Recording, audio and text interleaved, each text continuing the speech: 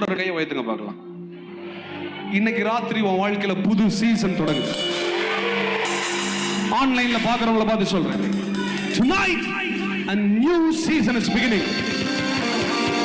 இதுவரை இருந்ததை போல இனிமேல் உன் வாழ்க்கை இருளா இருக்காது, பிரகாசம்.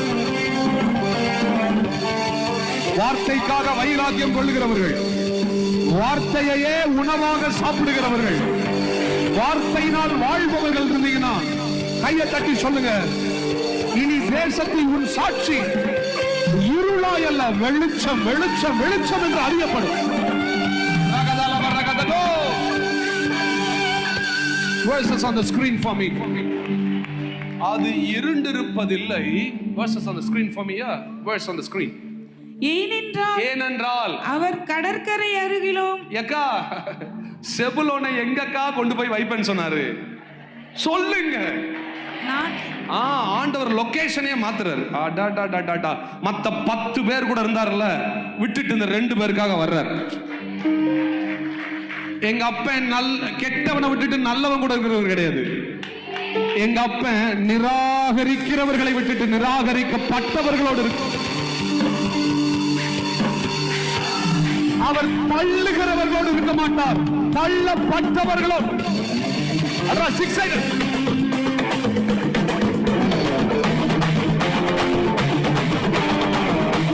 தள்ளுகிறவர்களை அல்ல, தள்ளப்பட்டவர்களோடு இருப்பார்.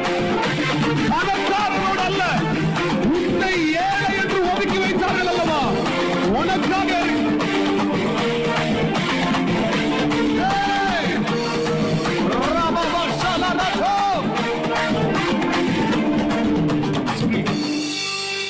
அது இருண்டிருப்பதில்லை.